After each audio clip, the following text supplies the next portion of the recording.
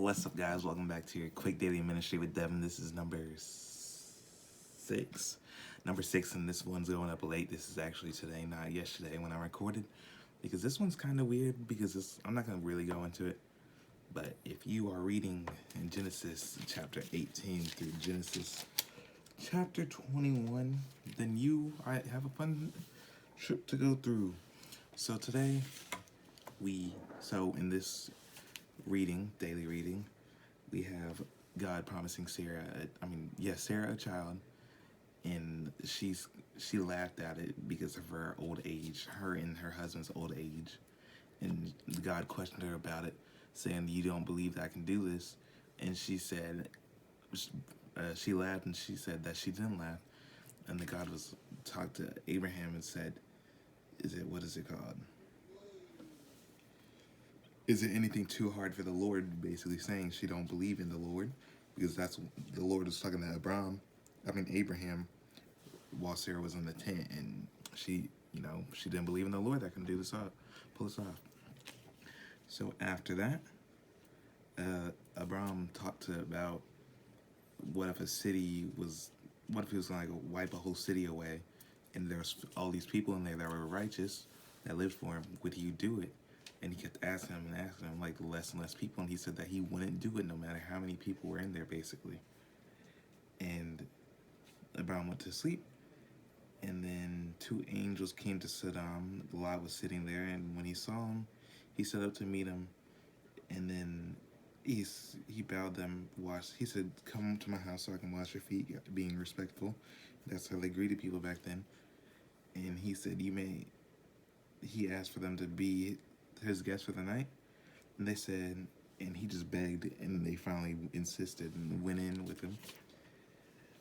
And then all the men of Sodom, young and old, came from all over the city and surrounded the house. They shouted to Lot, "Where are the men who came to spend the night with you? Bring them out so we can have intercourse with them," which is terrible, just terrible. And Lot even shutting the door behind him and said, "Please, my brothers," he begged, "don't do such wicked things. I have 2 virgin daughters. Let me bring them out to you."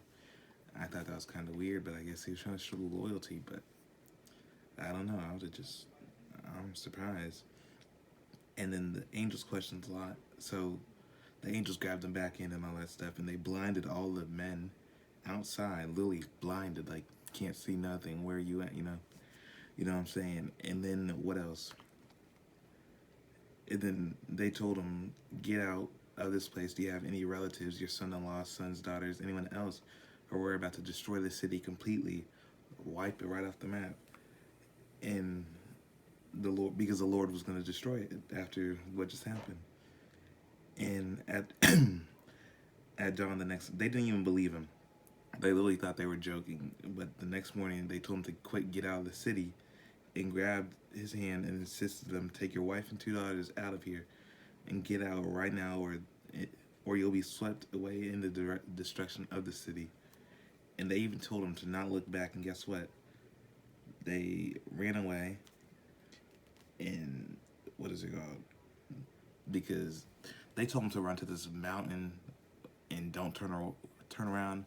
But Lot was like, "I'm too old for this. There's no way I'm going to be able to get to the mountain." And he begged for them to not destroy this village. And guess what? They granted his request and didn't destroy this village that he could make it to.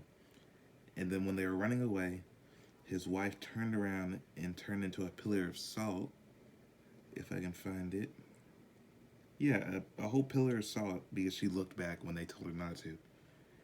And then Abraham got up early in the morning and he stood in the Lord's presence, and he saw the destruction that happened.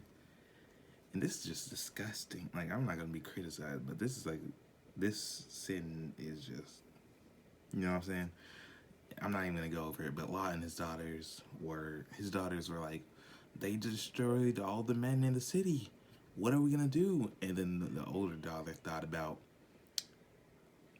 well, their dad's there, and then got drunk with them, and I'm not even going to go into it, but if you know, you know. And then after that, Abraham's wife got kidnapped by the king of Egypt. The Pharaoh of Egypt. And God came in Abram's dream and told him, "You are a dead man, for the woman you have taken is already married." And he said, he says, "Lord, will you destroy an innocent nation because he hasn't slept with her? Didn't Abram tell me she is my sister, and she herself said he is my brother? I acted in complete innocence. My hand is clean."